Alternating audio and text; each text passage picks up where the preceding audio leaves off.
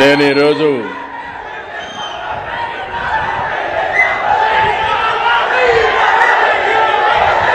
Okay అందరికీ నమస్కారాలు. మీ అభిమానం, మీ ఉత్సాహం చూస్తూ ఉంటే ఈరోజు నాకు ఎంత ఆనందంగా ఉందో చెప్పడానికి వీలు లేదు. అంత ఆనందంగా ఉన్నాం.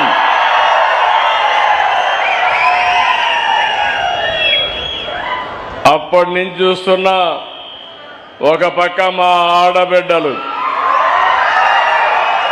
ఇంకొక పక్క మా రైతులు, ఎటు చూసినా మీలో చూస్తామంటే ఎంత ఉత్సాహం ఉందంటే, మళ్ళీ రేపు ఎప్పుడు ఎన్నికలు జరిగినా ఎన్డీఏ కూటమిదే విజయం.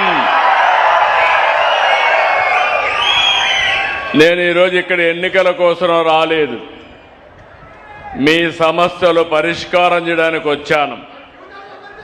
ఒక బాధ్యత కలిగిన సేవకుడుగా ఈరోజు మీ దగ్గరకు వచ్చి ఎక్కడ కూడా నేను ఒక మాట చెప్పాను. నీతివంతమైన పాలన ఇస్తాం, సుపరిపాలన ఇస్తాం, మళ్ళీ రాష్ట్రాన్ని పునర్నిర్మాణం చేస్తామని నేను, మా మిత్రుడు పవన్ కళ్యాణ్ గారు ఆ రోజు మీకు హామీ ఇచ్చాం. కేంద్రంలో ఉన్నటువంటి నరేంద్ర మోడీ గారి ఆధ్వర్యంలో ఈరోజు డబల్ ఇంజన్ సర్కార్ సూపర్ స్పీడ్ లో ముందుకు పోతున్నావునా కాదా మీరే ఆలోచించుకోవాలి. వేదిక పైన మంత్రులు నాదెళ్ల మనోహర్ గారు, అనగాని సత్యప్రసాద్ గారు, పార్సారథి గారు, ఎమ్మెల్యే ఆలోచనలో చాలా యువకుడు, హుషారులో కూడా చాలా యువకుడు,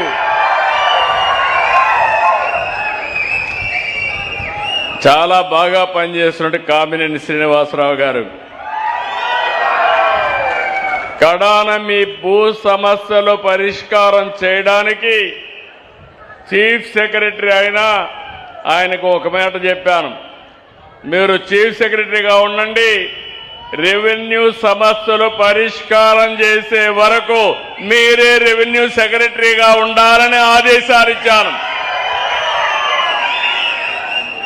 ఇంకొక పక్కన కమిషనర్ ల్యాండ్ రెవెన్యూ జయలక్ష్మి గారు, ఇక్కడ కలెక్టర్ సెల్వి గారు, ఇంకో పక్కన నేను ఇప్పుడే చూశాను నాగేశ్వరరావు గారు ఒక పక్కన, దుర్గా భవానీ గారు ఇంకో పక్కన లబ్ధిదారులు. ఇప్పుడే మీ ఎంఆర్ఓ ఆఫీస్కి వెళ్ళాను. ఎంఆర్ఓ ఆఫీసులో ఎంత ఆనందం అంటే, నాకు 1947లో రెండో ప్రపంచ యుద్ధంలో జరిగినటువంటి సైనికుల కోసం పట్టాలు ఇచ్చారు. స్వాతంత్రం రాకమునుపు యుద్ధం, ఆ యుద్ధంలో పార్టిసిపేట్ చేశారని పట్టాలు ఇస్తే ఇప్పటి వరకు పరిష్కారం కాని సమస్యని ఈరోజు పరిష్కారం చేసి పట్టాలు ఇచ్చాం. దీనికంటే రాజకీయ జీవితంలో ఆనందం ఏముంటుందని అడుగుతున్నా మిమ్మల్ని. ఎందుకంటే ఈరోజు నేను ఒకటి ఆలోచించాను, నేను చాలా సమస్యలపైన పోరాడుతున్నాను. అన్నింటికంటే ముఖ్యమైన సమస్య పట్టాదారు పాసు పుస్తకం. మీ భూమి, మీ హక్కు, వేరే వాళ్ళ పెత్తనం మీ భూమిపైన ఉండడానికి వీలు లేదు. మీ పట్టాదారు పాసు పుస్తకం పైన వేరే వాళ్ళ ఫోటో వేసుకోవడానికి అంతకన్నా వీలు లేదు. మామూలుగా వారసత్వ సమస్యలు కొన్ని వచ్చాయి. కొన్ని అధికారులు ఎప్పటికప్పుడు తప్పిదాల వల్ల కొన్ని సమస్యలు వచ్చాయి. 1924లో విధ్వంసం వల్ల మరిన్ని సమస్యలు వచ్చి జటిలమైపోయింది. ఎవరైనా సరే ఇష్టం లేకపోతే వాళ్ళ భూమిని ఇమ్మంటే ఇవ్వకపోతే 22A కింద పెట్టేశారు. అంటే ఒకే సింపుల్, మీ భూమి మీరు అనుభవిస్తున్నారు, వాళ్ళు అడిగినప్పుడు ఇవ్వకపోతే మీ జుట్టును వాళ్ళ చేతుల్లో పెట్టుకోవాలని రికార్డులో డిజిటల్గా 22A వేశారు. అక్కడి నుంచి ప్రభుత్వ భూమి అయిపోయింది. సమస్యలు చాలా వచ్చాయి. నాకు కూడా అర్థం కాలేదు. ముఖ్యమంత్రి అయితే నేను ఎక్కడికి పోయినా కట్టలు కట్టలుగా అర్జీలన్నీ భూ సమస్యలపైనే వచ్చాయి. ఆ రోజు నేను ఒక సంకల్పం చేశాను, ఎట్టి పరిస్థితుల్లో ఈ సమస్య పరిష్కారం చేసే వరకు వదిలిపెట్టనని ఒక సంకల్పం చేశాను. నేను ప్రతిరోజు మా వాళ్ళని పట్టుకుంటా ఉంటాను. సత్యప్రసాద్ రెవెన్యూ మంత్రి క్యాబినెట్లో కనపడినా ఎక్కడ కనపడినా అడగతానే ఉంటాను. పక్కనే సాయి ప్రసాద్ చీఫ్ సెక్రటరీ అయినా వేరే సమస్య చెప్తే ఈ సమస్య కూడా మీదే అని చెప్తాను. జయలక్ష్మి గారు ముగ్గురు కలెక్టర్ గారు ఉన్నారు. నేను అడుగుతున్నా, ఈ రైతాంగంలో ఆనందం చూసిన తర్వాత ఇప్పుడైనా మీ కిక్కు మీకు అర్థమైందా అని మిమ్మల్ని అడుగుతున్నా. సమస్యలు పరిష్కారం చేసి ప్రజలు జేజేలు కొడతారు. సమస్యలు పరిష్కారం చేయకపోతే 151 ఏమైందో మనమే చూశాం. కానీ ఈరోజు మిమ్మల్ని అందరినీ చూసిన తర్వాత ఒక తృప్తినిచ్చింది, నాకు ఒక ఆనందాన్ని ఇచ్చింది.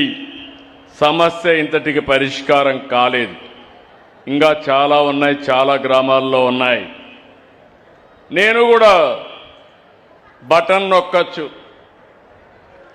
లేకపోతే పరదాల చాటును రావచ్చు, నేను విమానంలో వచ్చి హెలికాప్టర్లో వస్తే చెట్లు నరికేయచ్చు. మీ సమస్య పరిష్కారం అవుతుందని అడుగుతున్నా. అందుకే నేను ఆలోచించాను, నేను ముందుండి నడిపించాలి. అధికార యంత్రాంగానికి అప్పచెప్పినా నేను ఎన్నిసార్లు మా అనగాని సత్యప్రసాద్కి చెప్పినా కొన్ని రోజుల తర్వాత ఇది అలవాటే కాదు అనుకుంటాడని నేను నిర్దిష్టమైన డేట్ పెట్టుకున్నాను. ప్రతి నెల 9వ తారీఖున మీ దగ్గరికి రావాలి, నేరుగా పట్టాదారు పాసు పుస్తకాలు ఇవ్వాలి. అంతవరకు జరిగినంత కూడా సమీక్ష చేసుకోవాలి. జరగబోయేదానికి మళ్ళీ ప్రణాళిక అప్రమత్తం చేసుకోవాలని చెప్పి ఆలోచించి వచ్చాను.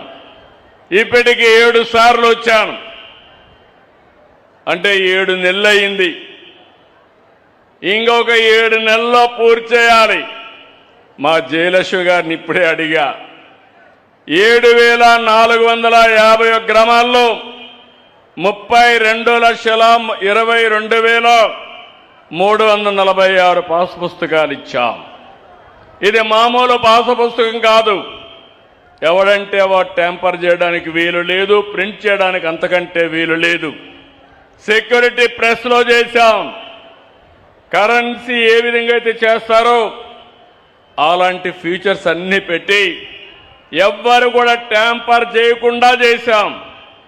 ఇంకొక పక్కన పుస్తకం మీ దగ్గరుండి కంప్యూటర్ ఎక్కడ ఉంటే అక్కడ ట్యాంపర్ చేస్తే మీ పుస్తకం చెత్త పుస్తకం అయిపోతుంది, చెత్త బుట్టలో వేసుకునే పరిస్థితి వస్తుంది. అందుకే నేను ఆలోచించాను, టెక్నాలజీ ఉపయోగించాం. అది బ్లాక్ చైన్ టెక్నాలజీ. ఎవ్వరు కూడా ట్యాంపర్ చేయలేరు. ట్యాంపర్ చేస్తే మీకు తెలిసిపోతుంది. మీరు ఎప్పటికప్పుడు మీ పట్టాదారు పాసు పుస్తకంలో క్యూఆర్ కోడ్ ఉంది. క్యూఆర్ కోడ్ ఒక్కసారి కొడితే ఈరోజు నీ భూమి నీ పేరుతో ఉందా, వేరే వాళ్ళు తారుమారు చేశారా, నేరుగా మీరు చూసుకునే అవకాశం వస్తుందని మరొక్కసారి విజ్ఞప్తి చేస్తున్నా. ఇంకొక పక్కన క్యూఆర్ కోడ్ కొడితే మీ ఫోన్లో ఎక్కడ మీ భూమి ఉందో మీ సెల్ ఫోనే మీ భూమి దగ్గర తీసుకుపోతుంది. కాబట్టి ఎట్టి పరిస్థితుల్లో వేరే వాళ్ళు చేయడానికి వీలు లేదు. ఇప్పటికి మీరు చూస్తే దగ్గర మేము ఇచ్చిన తర్వాత 32,32,000 పూర్తయినాయి. ఇంకా 7 నెలలే మిగిలింది. మా రెవెన్యూ సెక్రటరీ చెప్తున్నాను, chief secretary come revenue secretary మా అనగాని సత్యప్రసాద్ చెప్తున్నాను, ఇంకా 9,365 గ్రామాలున్నాయి.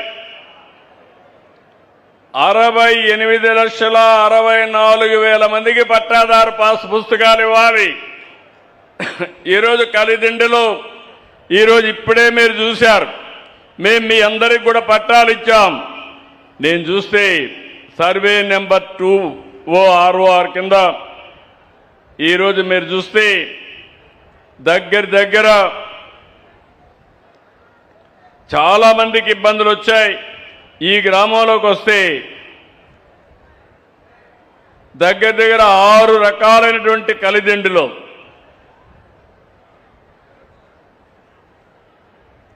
2,000 మందికి పైన ఈరోజు మనం పట్టాలు ఇచ్చే పరిస్థితికి వచ్చాం.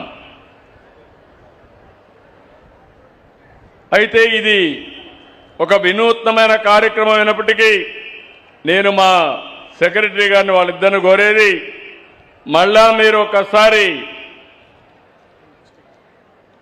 మొత్తం ఇప్పటి వరకు రాష్ట్రం అంతా మీరు చూస్తే 41,000 ఎకరాలు 1,25,000 మందికి 22 ఏకెంది చేసి పట్టాలు ఇచ్చాం. ఏలూరు జిల్లాలో 5,520 ఎకరాలు 5,502 మందికి బెనిఫిషరీస్ రైతులకు పట్టాలు ఇచ్చాం. ఈ కైకల్లూరులో 2,838.60 ఎకరాలు 1,848 మంది రైతులకు ఈరోజు పట్టాలు ఇచ్చాం. 5 జీవోలు ఇష్యూ చేశాం. ఇది ఒక చరిత్ర. అయితే ఇక్కడ మా ఆఫీసర్ సత్యప్రసాద్ గారు, సాయి ప్రసాద్ గారు ఇద్దరు ఆలోచించుకోవాలి. మీరు చేసిన పనికి అభినందనలు. చివరి వ్యక్తికి న్యాయం జరిగే వరకు 68 లక్షల మందికి పట్టాలు ఇచ్చే వరకు మిమ్మల్ని వదిలిపెట్టరని మరొక్కసారి వారిద్దరికీ గుర్తు చేస్తున్నారు.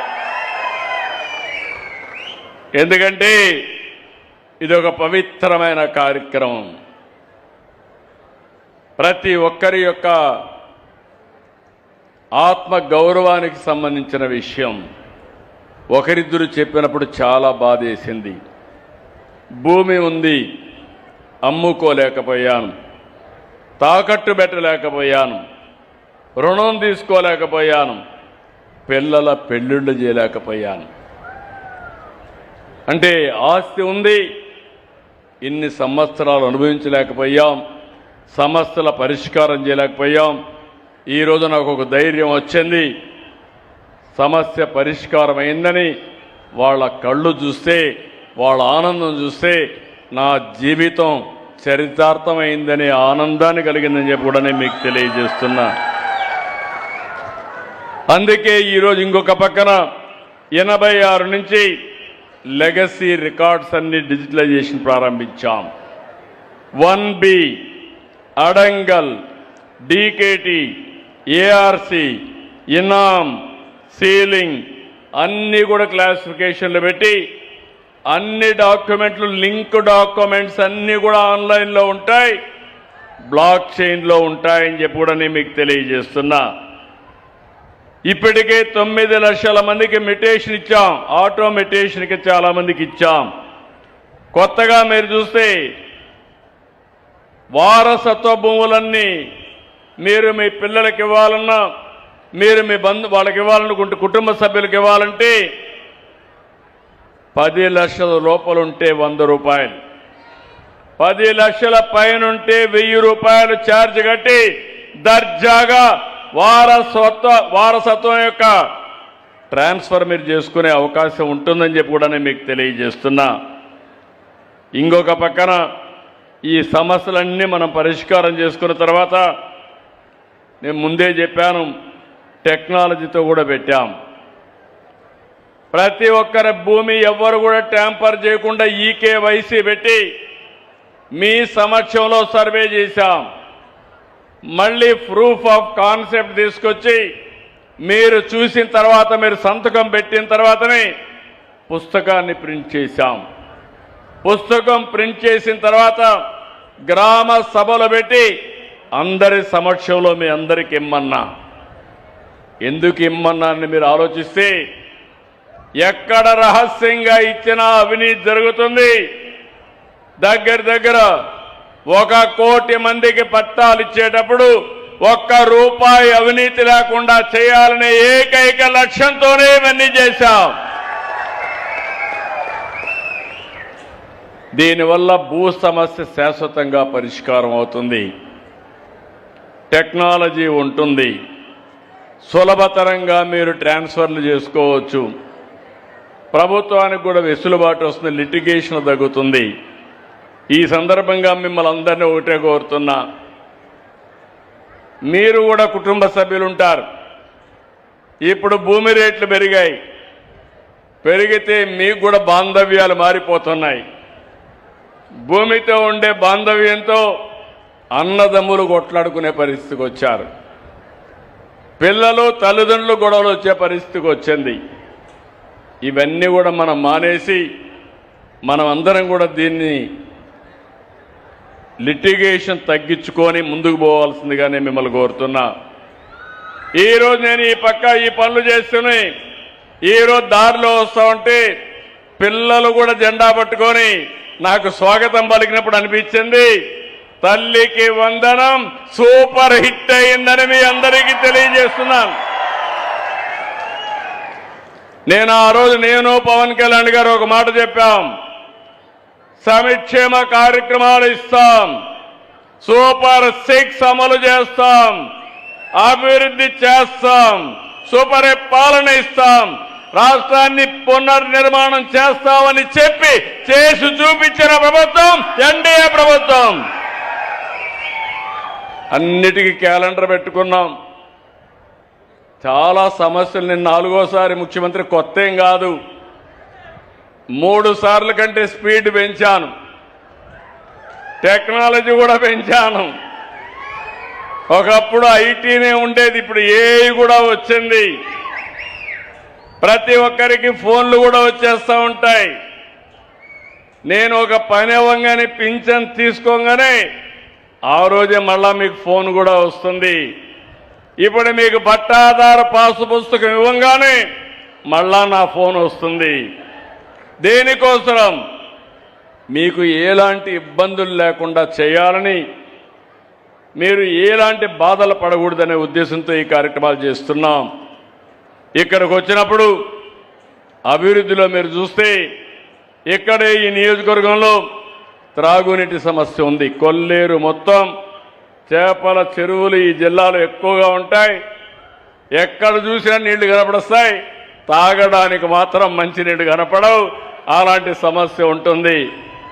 అందుకనే ఈరోజు చేపల చెరువులు ఉన్నాయి కాబట్టి మీకు నీళ్లు ఇవ్వడానికి 36 కోట్ల రూపాయలు ఒక్క కైకలూరికి శాంక్షన్ చేశాం. వీలైనంత తొందరలో ప్రతి ఆడబిడ్డ కొళ్ళాయి ద్వారా, ట్యాప్ ద్వారా నీళ్లు తిప్పుకునే పరిస్థితి రావాలి.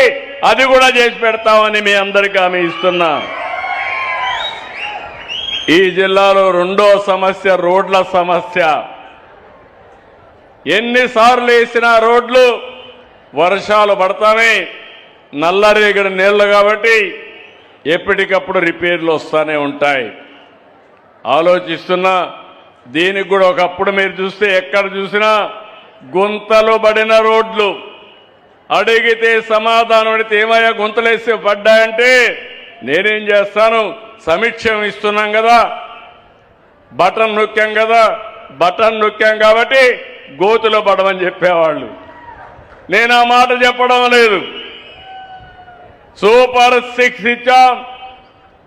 గుంతలు లేని రోడ్లు, సుజావుగా మీరు ప్రయాణం చేసే రోడ్లు ఇప్పించే బాధ్యత మాది. అందుకే రోడ్ల మీద ఈస్ట్ గోదావరి వెస్ట్ గోదావరి మీ ప్రాంతంలో ఎక్కువ ఆలోచిస్తున్న కృష్ణా కూడా కొంత ప్రాంతం వీలైతే సిమెంట్ రోడ్లు పోతే ఎట్లుంటుందని ఒక ఆలోచన ఉంది. అయితే నా ఆలోచనకు కూడా ఖజానా కూడా సహకరించాలి. నేను అందుకే ఎప్పటికప్పుడు అభివృద్ధి చేయాలి, సంపద సృష్టించాలి, ఆదాయాన్ని పెంచాలి, పెంచిన ఆదాయం మీకు ఖర్చు పెట్టాలనేది ఎన్డీఏ సిద్ధాంతం. లేకపోతే ఇది సస్టైన్ కూడా కాదు. ఏదేమైనా మీరే చూస్తున్నారు, ఇప్పటికీ గడ్డు పరిస్థితులు అధిగమిస్తూ అంచెలంచెలుగా ముందుకు పోయే పరిస్థితికి వచ్చాం. ఇక్కడ మీరు చూశారు, నేను 14-19 నేను ఎప్పుడూ మాట్లాడేది ఎక్కువ మాట్లాడేవాడిని. ఈరోజు చెప్పడం కాదు, ఆ రోజు చెప్పాను. ప్రపంచం మొత్తం ఆహారపు అలవాట్లు మారుతున్నాయి, భవిష్యత్ అంతా అక్వా రంగానిదేని ఆ రోజు చెప్పి చూపించాం. 1924 విధ్వంస పాలనలో కుదేలు అయిపోయింది. మళ్ళీ ప్రాబ్లమ్స్ వచ్చాయి. అమెరికా యుద్ధం, ట్రంప్ విధానాలు మన మీద మళ్ళా పిడుగుపడే పరిస్థితికి వచ్చింది. కానీ ఈరోజు నేను ఇవన్నీ ఆలోచించిన తర్వాత ఏ విధంగానైనా సరే అక్వా రంగాన్ని ఆదుకోవాలి, రైతాంగాన్ని ఆదుకోవాలని ₹1.50 కరెంట్ ఇస్తారనే మాట నిలబెట్టుకున్నాం. నేను ₹2 ఇస్తే ఆ రోజు లేదు, నేను ₹1.50 ఇస్తానని జోన్ నాన్ జోన్ అనే పేరు పెట్టి 10 ఎకరాల పైన ఉంటే వాళ్ళ కరెంట్ ఇవ్వకూడదని ఒక ఆంక్షలు పెట్టి మిమ్మల్ని ఇబ్బందులు పెట్టారు. నేను ఈరోజు అందుకే ఆలోచించాను, 10 ఎకరాలైనా పర్వాలేదు, జోన్ నాన్ జోన్ లేదు, మీరు ఒక్కసారి రిజిస్ట్రేషన్ చేసుకుంటే అందరికి కూడా ₹1.50 కరెంట్ ఇస్తాం. మొన్నే కేబినెట్ నిర్ణయం అయింది, రేపు ఇమ్మీడియట్ గా ఇది కూడా ఇస్తాం.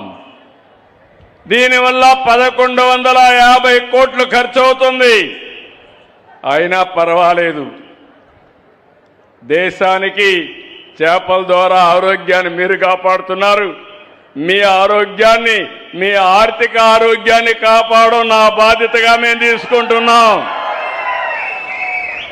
ఇది కూడా తొందరలోనే దగ్గర 12,500 కొత్త కనెక్షన్లు వచ్చి మొత్తం ఈ సబ్సిడీ అంతా కూడా మీకు వస్తుందని చెప్పి నేను మీకు తెలియజేస్తున్నా. ఈ సందర్భంగా నేను ఒక్క విషయం మీకు అందరికి గుర్తు చేయాలి. చాలామంది మాట్లాడారు. ఈరోజు ఈ కార్యక్రమాలన్నీ మనం చేస్తూ ఉంటే బాధ్యత కలిగిన రాజకీయ పార్టీలు, నేను ఎప్పుడూ అనుకోవడం లేదు బాధ్యత ఉందని ఆ పార్టీకి. ఇక్కడ ఒక పార్టీ ఉంది మన రాష్ట్రంలో, దౌర్భాగ్యం ఉందా? పార్టీ పేరు తెలుసా మీకు? ఏ పేరు? గొడ్డల పార్టీ అనా? గొడ్డలి పార్టీ అని వాళ్ళు చేతులు పైకెత్తండి. అందరూ చేతులు పైకెత్తున్నారు. ఓకే, ఎందుకంటున్నానంటే నా సుదీర్ఘమైన రాజకీయ జీవితంలో 48 ఏళ్ళు పూర్తి చేసుకున్నా. నేను మొట్టమొదటిసారిగా ఎమ్మెల్యే అయింది 78, నేను మంత్రి అయింది 80లో. అక్కడి నుంచి రాజకీయం చేశాను. దేశ రాజకీయాలు చూసా, రాష్ట్ర రాజకీయాలు చూసి అన్నీ అయినాయి. రాష్ట్రంలో నేను చూసిన సమస్యలు మీరు చూస్తే నక్సలైట్ సమస్య, హిట్ అండ్ రన్, వాళ్ళు ఎక్కడుంటారో ఎవరికి తెలియదు. ఒక లెటర్ పంపిస్తే భయపడిపోయి మనం అందరం కూడా డబ్బులు ఇచ్చేసేయాలి. 10 కోట్లు పంపంటే ఆ రోజుల్లో 10 కోట్లు పంపించారు. ఇవ్వకపోతే ఎప్పుడో ఒకసారి వచ్చి కాల్ చేసి వెళ్ళిపోతారు. అదే జరిగింది. ఆ రోజు నేను ఆలోచించాను, దీనివల్ల అభివృద్ధి ఆగిపోతుంది. హైదరాబాద్ చుట్టుపక్కల ఉండేవాళ్ళు, హైదరాబాద్లోనే ఉండేవాళ్ళు, గడ్డన్నారం, ఎల్బీ నగరు, పటాన్ చెరువు ఎంత ఉండేవాళ్ళు. ఆ రోజు నిర్ణయం చేసి నేను పోరాడాను. కడాన నన్ను వెంకటేశ్వర స్వామి దర్శనానికి పోతా ఉంటే ఆ రోజు నేను బ్రహ్మోత్సవ సందర్భంగా లాంఛనాలు దేవుడికి ఇవ్వడానికి పోతా ఉంటే 23 క్లెయిమోర్ మైన్స్ నా మీద బ్లాస్ట్ చేశారు. సాక్షాత్తు వెంకటేశ్వర స్వామి దిగొచ్చి నాకు ప్రాణభిక్ష పెట్టాడు తప్ప ఇది నాకు మరో జన్మ. ఇంతవరకు ఇలాంటి సంఘటనలు ఎప్పుడు కూడా ఎవరు కూడా తప్పించుకోలేదు. ఒక ముఖ్యమంత్రిగా పంజాబ్లో ఇదే మరిగా బ్లాస్ట్ చేసి చనిపోయాడు. కానీ నేను భయపడలేదు.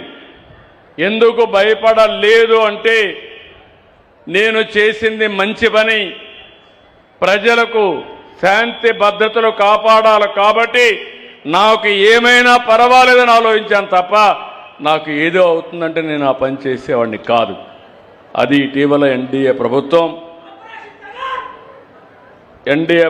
మొత్తం ఇది చేశారు. దాన్ని నేను ఇప్పుడు చెప్పడం కాదు, కానీ ఆ రోజుట్లోనే ఎవరెవరి హస్తాలు ఉన్నాయో అక్కడ ఇన్వాల్వ్ అయిన వాళ్ళు కూడా ఉన్నాయి, కొన్ని పేర్లు కూడా ఉన్నాయి, అవి నేను మాట్లాడను. రెండోది, రాయలసీమ ముఠా కక్షలు, సినిమాలు తీసేవాళ్ళు, ఆ అరాచకాన్ని చూపించి సినిమాలు కూడా బ్రహ్మాండంగా ఆడించేవాళ్ళు. అది చూసిన తర్వాత నాకు అనిపించింది, నాగరిక ప్రపంచంలో మనుషులు చంపుకోవడం ఏంటి, చెట్లు నరకడం ఏంటి, ఆస్తులను విధ్వంసం చేయడం ఏంటి ఆలోచించి కఠినమైన నిర్ణయం తీసుకుని రాయలసీమలో ముఠా కక్షలో ఉండడానికి వీలు లేదు, ఫ్యాక్షన్లు రూపొందించిన పార్టీ ఎన్డీఏ ప్రభుత్వం ఆ రోజు తెలుగుదేశం. ఆ రోజు మా వాళ్ళు కూడా అరెస్ట్ చేశా. ఇద్దరు లీడర్లు నా మాట వినకపోతే, మీరు నా మాట వినకపోతే నేను మిమ్మల్ని కూడా వదిలిపెట్టని వాళ్ళని కూడా అరెస్ట్ చేసే పరిస్థితికి వచ్చాను. హైదరాబాద్లో మత విద్వేషాలు రెచ్చగొట్టి 6 నెలలు కర్ఫ్యూ. ఆంధ్ర నుంచి హైదరాబాద్ పోవాలంటే, కర్నూలు నుంచి రావాలంటే బెంగళూరు నుంచి పాత బస్తీకి రావాలా, విజయవాడ నుంచి పోవాలంటే పాత బస్తీ ద్వారానే పోవాలి, ఎల్బీ నగర్ ద్వారానే పోవాలి. 6 నెలలు రాకపోకలు ఉండేటి కాదు ఓసారి. దాని మీద కంట్రోల్ చేశాం. ఇప్పుడు ఔటర్ రింగ్ రోడ్ వేసాం కాబట్టి ఓల్డ్ సిటీ కూడా అందులో భాగం అయిపోయే పరిస్థితికి వచ్చింది. దానివల్ల అభివృద్ధి జరిగింది. కానీ మన రాష్ట్రానికి వస్తే దౌర్భాగ్యం, ఒకప్పుడు రౌడీలంటే భయపడిపోయేవాళ్ళు. నేను ఒక మాట చెప్పాను, ఒకప్పుడు 1495-2004లో ఎవడైనా రౌడీ అనేవాడు మాత్రం ఆంధ్రప్రదేశ్ రాష్ట్రంలో ఉండడానికి వీలు లేదని రౌడీజాన్ని పూర్తిగా రూపుమాపాం. ఎందుకంటే మా ఆడబిడ్డలకు రక్షణ కావాలి. 1924 గంజాయి బ్యాచ్, బ్లేడు బ్యాచ్లు, గంజాయి తాగడం, ఎక్కడికక్కడ ఈ యొక్క సారా కల్తీ మందు తాగడం, ఎక్కడికక్కడ డబ్బులు సంపాదించడం, రౌడీ చేయడం, అంత అరాచకాలు జరిగాయి. నేను 2024 నుంచి మీరు చూస్తున్నారు, మొహమాటం లేకుండా అణిచేశాను. ఏజెన్సీ ఏరియాలో వాణిజ్య పంట కింద గంజాయి పండించేవాళ్ళు. నేను అక్కడికి సెటిలైట్ సర్వే చేయించి, డ్రోన్లు పంపించి, ఎక్కడ గంజాయి ఉందో పోలీసులు పంపించి పూర్తిగా గంజాయి అంతా నిర్మూలించి ప్రత్యామ్నాయ పంటలను ప్రోత్సహించి గిరిజనులు ఆదుకున్నాం. ఇంకో పక్క చాలా మంది గంజాయికి అలవాటు పడ్డారు, ఇప్పుడు కూడా మారడం లేదు. వాళ్ళపైన ఒక పక్క పోరాడుతున్నా. మొన్నే మీ దేవరాపల్లి టొబాకో ఒక ఎగ్జాంపుల్ చెప్తున్నా మీకు. ఆ టొబాకో అక్కడ జరిగితే తప్పు లేదు. నేను కేంద్రంతో మాట్లాడుతున్నాను. కొంతమంది రైతులు అదనంగా కూడా ఉత్పత్తి చేశారు, 10 రూపాయలు వస్తుందని. ఇప్పుడు రేట్లు తగ్గిపోయినాయి. దానికి 50,000 రూపాయలు కేంద్రాన్ని ఒప్పించి ఇంట్రెస్ట్ ఫ్రీ లోన్ అందరికీ ఇప్పిస్తున్నాం. నేను దగ్గర 100 కోట్ల రూపాయలు కేజీకి 10 రూపాయల చొప్పున సబ్సిడీ ఇస్తున్నాం. ఇది ఇస్తా ఉంటే ఇక్కడికి వచ్చి వాళ్ళకు ధరలు ఇప్పిస్తాననే పేరుతో మొత్తం వాళ్ళు తెచ్చిన పంటంతా దొక్కేశారు, పొగాకంతా దొక్కేసే పరిస్థితికి వచ్చారు. వీళ్ళ రౌడీజం ఎట్లుంటుందంటే అక్కడ తాగిచ్చడం, మీరు చూసుంటారు, చొక్కాలు ఇప్పేసి రోడ్డు మీద ఎగురుతున్నారు, స్థైర్య విహారం చేస్తున్నారు, రోడ్లు బ్లాక్ చేస్తున్నారు. తాగిన వాడు మైకోలో తెలియకుండా మోటార్ బైక్ను ఒక చేత్తో తిప్పుతున్నాడు. అంటే సర్కస్ చేస్తున్నారు రోడ్ల మీద. ఏ విధంగా లా అండ్ ఆర్డర్ కంట్రోల్ చేయాలి మీరే చెప్పండి. అంటే ఎవరైనా తప్పు చేసే చర్యలు తీసుకోవాలా లేదా అని మిమ్మల్ని అడుగుతున్నా. మా వాడు తప్పు చేస్తేనే నేను అరెస్ట్ చేశాను.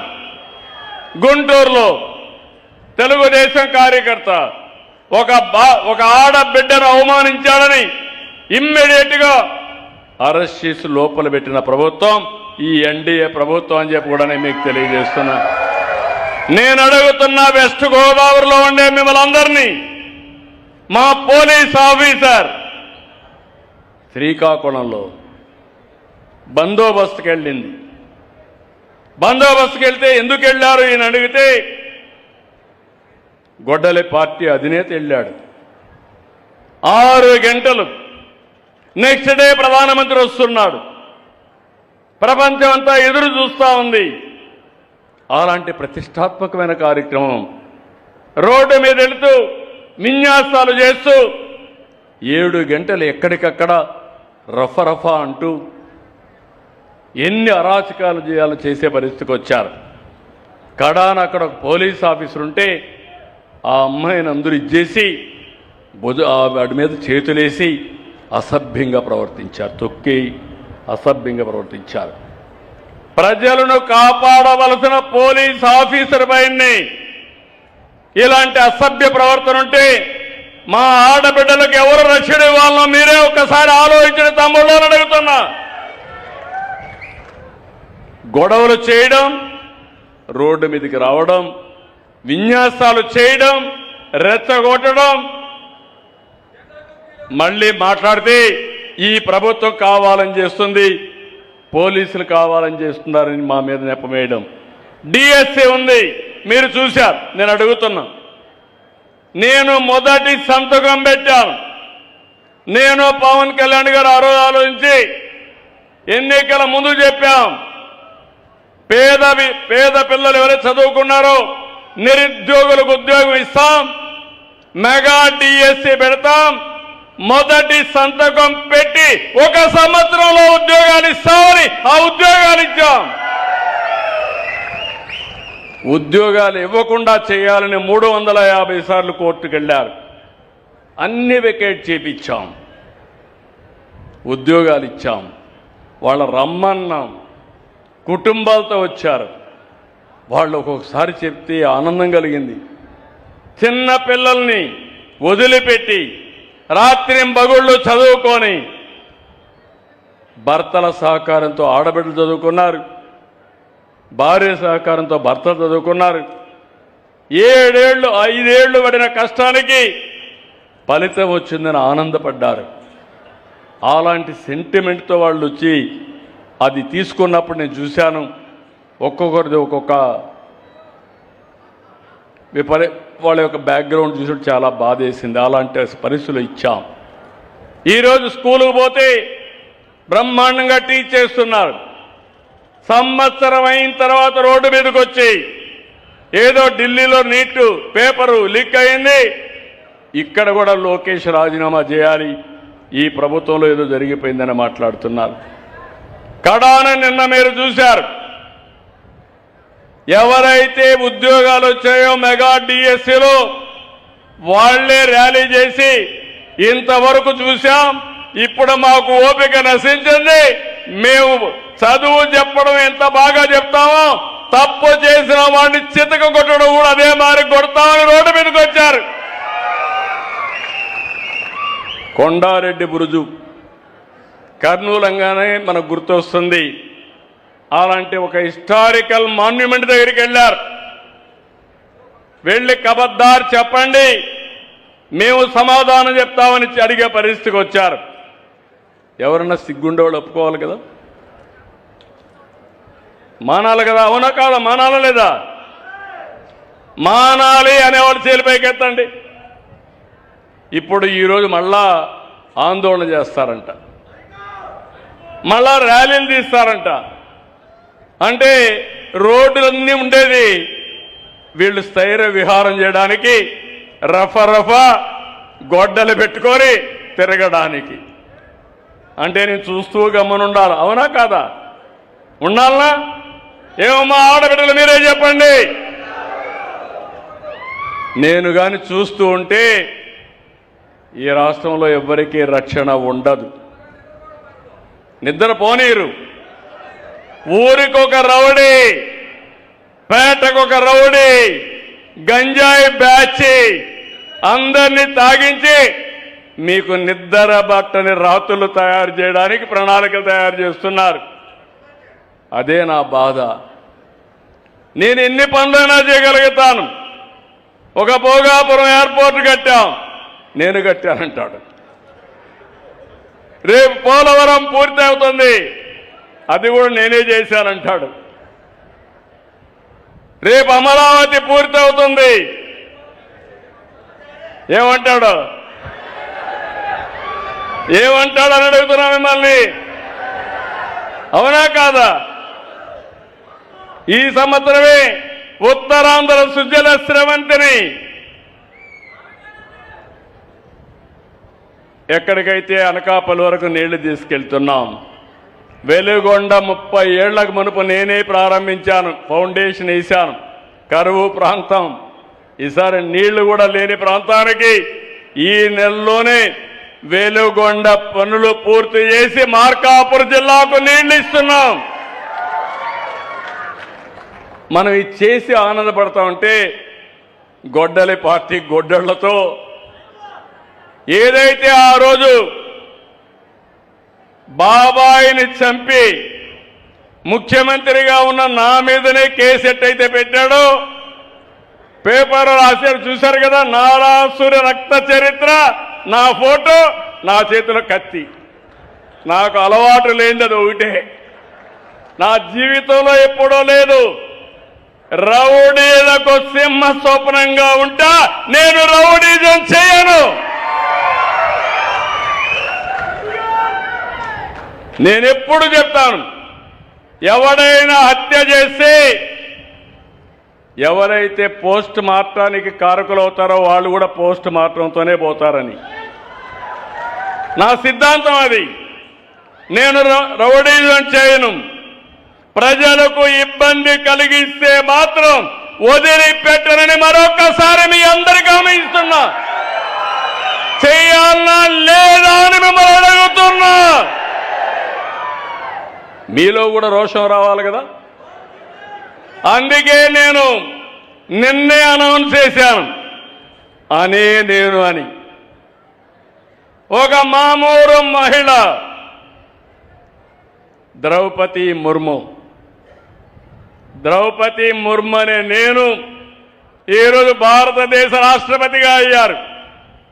ఏంటి ప్రత్యేకత? మామూలు మహిళ, గిరిజన మహిళ, చాలా కష్టాలు వచ్చాయి, కుటుంబ సభ్యులు చనిపోయారు, పేదరికం ఉంది. పోస్ట్ గ్రాడ్యుయేషన్ చదువుకొని అంచెలంచెలుగా ఒరిస్సాలో మంత్రి అయ్యి, గవర్నర్ అయ్యి, దేశ అధ్యక్షురాలుగా తయారైంది. ఒక అబ్దుల్ కలాం, ఒక బిఆర్ అంబేద్కర్, ఒక ఎన్టీఆర్, ఒక గాంధీజీ, ఒక నరేంద్ర మోడీ, అందరూ కూడా మామూలు వ్యక్తులే. 80 ఏళ్ళైంది స్వాతంత్రం వచ్చి, 80వ స్వాతంత్ర వేడుక జరుపుకుంటున్నాం. నేను అందుకే ఒక మాట చెప్పాను, చంద్రబాబు నాయుడు అనే నేను స్వర్ణాంధ్రప్రదేశ్ 2047 కోసం సంకల్పం చేశాను. మరి మీరు అని అడుగుతున్నా. ప్రతి ఒక్క వ్యక్తి గుర్తుపెట్టుకోవాలి, నేను మీకు కూడా శక్తి ఉంది. మీరందరూ నేషనల్ డెవలప్మెంట్లో పార్ట్నర్స్ కావాలి, దేశ అభివృద్ధిలో భాగస్వాములు కావాలి. మీరేదో పోయి యుద్ధం చేయక్కర్లేదు. యుద్ధం చేసేవాళ్ళు వేరే బ్యాచ్ ఉన్నారు, వాళ్ళు యుద్ధం చేస్తారు. కానీ మీరు చేయాల్సింది ఒక రైతు ఎరువు తగ్గించి, క్రిమి సంహారక మందులు తగ్గించి, కెమికల్ ఫెర్టిలైజర్ తగ్గించి బ్రహ్మాండంగా వ్యవసాయం చేస్తే, ఏం తమ్ముడు నవ్వుతున్నావు, బాగా వ్యవసాయం చేస్తే మీరు కూడా దేశం కోసం పనిచేసినట్టే. ఒక రైతు, అక్వా రైతు బాగా మీరు చేపలు పండించి విదేశాలకు ఎగుమతి చేస్తే ఫారిన్ ఎక్స్చేంజ్ రిజర్వ్స్ కానీ సేవ్ చేయగలిగితే, సంపాదించగలిగితే అదే నిజమైన దేశభక్తి అని మరొకసారి మీకు విజ్ఞప్తి చేస్తున్నా. అందుకే నేను అడుగుతున్నా మిమ్మల్ని, ఏ పనైనా చేయండి. ఒక స్టూడెంట్ బాగా చదువుకుంటే, నాలెడ్జ్ సంపాదిస్తే మానవ వనరులుగా తయారవుతారు. బాగా చదువుకున్న వ్యక్తి ఒక స్టార్టప్ కంపెనీ పెట్టి దాని ద్వారా పేరు తీసుకొచ్చి సేవలు అందిస్తే అతను కూడా దేశం కోసం కాంట్రిబ్యూట్ చేసినట్టే. అందుకే విజ్ఞప్తి చేస్తున్నాను, మీరు ఒక సంకల్పం చేయండి. నేను కూడా మీ మారిగానే చిన్నప్పుడు ఒక మారుమూల ప్రాంతమే మాది, 20 ఇళ్ళు కూడా లేవు మా ఊర్లో, 30 ఇళ్ళే. మా ఊరికి రోడ్డు కూడా లేదు. నేను పుట్టినప్పుడు కరెంటు కూడా లేదు. కరెంటు లేని ఊర్లో పుట్టి విద్యుత్ శక్తి సంస్కరణలు దేశంలో తీసుకొచ్చిన వ్యక్తిని నేనే మీకు విజ్ఞప్తి చేస్తున్నా. 99లో మొట్టమొదటిసారిగా పవర్ సెక్టర్ రిఫార్మ్స్ తీసుకొచ్చాం. ఈరోజు దేశానికి ఆదర్శమైంది. ఒకప్పుడు కరెంటు లేదు, మీ ఇంటిపైనే సోలార్ ద్వారా కరెంటు తయారు చేసుకునే పరిస్థితికి వస్తున్నారు. ఇది టెక్నాలజీలో మార్పులు. అందుకే నేను ఒక పిలిపించాను. ఈసారి 80వ స్వాతంత్ర దినాన్ని ఘనంగా జరుపుకోవాలి. కుడి చేతిలో జాతీయ జెండా, మీ మనసులో నేను అనే సంకల్పం. సిద్ధమా మీరు? తమిళలో మీరు అది మీరు చెయ్యగలిగితే మీరు సంకల్పం చేయండి.